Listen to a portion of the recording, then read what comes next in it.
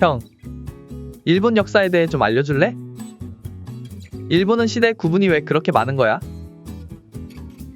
그건 일본은 왕이 바뀔 때마다 연호라는 걸 사용해서 시대를 구분하거든.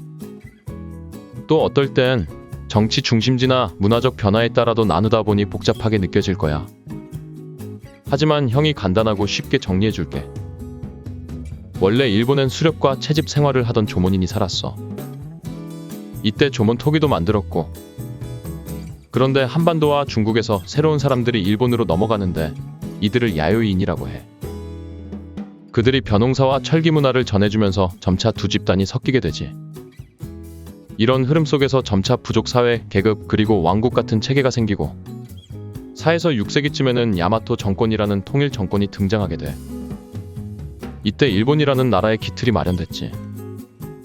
하지만 늘 그렇듯 시간이 흐르면서 귀족 세력이 강해지고 중앙 권력은 약해지게 돼. 지방의 호족들과 무사들이 득세하면서 결국 12세기쯤엔 무사들이 정권을 장악하게 되지. 그게 바로 가마쿠라 막부야. 가마쿠라 막부는 초기엔 힘이 있었지만 원나라의 침략으로 전쟁 비용이 늘어나면서 무사들에게 줄 보상도 못 주게 된 거야. 그럼 무사들이 화가 나겠지. 목숨 걸고 싸웠는데 보상이 없으니 에라이 엎어버리자 하고 일어난 게 무로마치 막부야. 그런데 이 무로마치 막부도 15세기 후반 온인의 난이라는 내분 때문에 분열돼. 그 결과 전국 곳곳에서 전쟁이 터지게 되고 일본은 150년 가까운 전국시대에 돌입하게 돼. 편 갈라 싸우고 동맹 맺고 배신하고 말 그대로 진짜 전국시대였어. 그 혼란을 끝내고자 등장한 인물이 바로 오다 노부나가야. 강한 리더십과 무력으로 일본 절반을 통일했지만 신뢰하던 부하한테 암살당해. 그 뒤를 이어 그의 부하였던 도요토미 히데요시가 정권을 잡고 일본을 완전히 통일하지. 우리나라에서는 이 사람을 풍신수길이라고도 불러. 아, 그렇구나. 근데 일본 통일했으면 그냥 잘 살지 왜 조선을 침략한 거야? 그게 통일은 했지만 히데요시는 명나라를 정복하고 싶은 야망이 있었고 끊임없이 전쟁만 하던 무사들의 불만을 해소하기 위해 외부로 눈을 돌린 거야. 그렇게 1592년 4월 13일 일본의 15만 8천 대군은 조선을 침략했는데 조선과 명의 반격에 막혀 결국 철수하게 되지.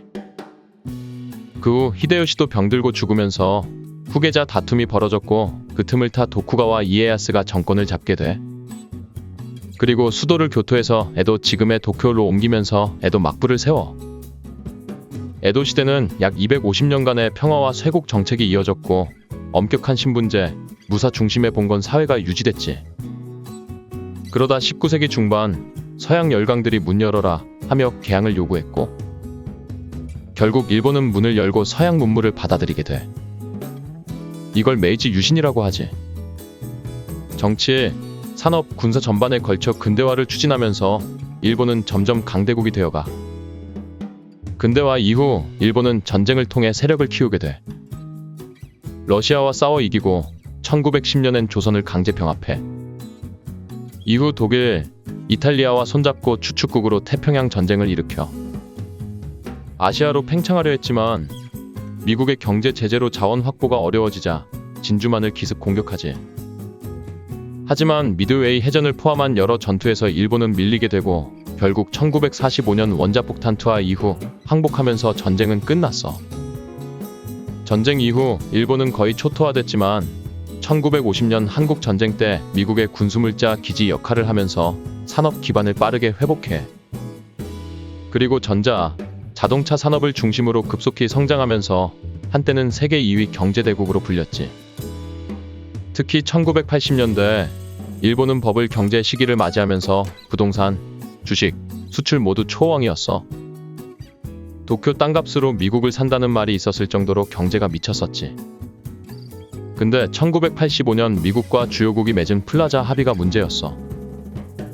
이걸로 엔화 가치가 급등하면서 일본 수출 경쟁력이 떨어졌고 정부는 이를 막기 위해 금리를 낮춰 경기 부양을 시도해. 그 결과 버블은 더 부풀었고 결국 1990년대 초 버블이 붕괴하면서 주식과 부동산 가격이 폭락했지. 그 이후 일본은 긴 침체기에 빠지게 되는데 이걸 잃어버린 10년 혹은 잃어버린 20년이라고 불러. 기업 파산, 은행 부실, 고용 악화, 청년 실업. 현재도 여전히 저출산과 고령화, 내수 침체는 일본 경제의 고민이야. 물론 우리나라의 고민이기도 하지만 그러면 지금의 일본은 어떤 상황이야? 지금 일본은 여전히 자동차, 로봇, 전자, 문화산업에서 강한 영향력을 가지긴 해. 그리고 외교적으로도 미국과 동맹을 기반으로 중요한 역할을 하고 있지. 다만 경제 성장 둔화와 인구 문제 그리고 세계 정세 속에서 예전처럼 압도적인 경제대국이라 하긴 어려운 상황이야. 와, 일본 역사는 진짜 엄청난 변화의 연속이었네? 그렇지. 고대 국가 형성부터 무사 정권, 개항과 전쟁, 그리고 현대의 경제 회복과 침체까지. 일본 역사는 늘 변화 속에 있었고, 그게 오늘날 일본을 만든 거지.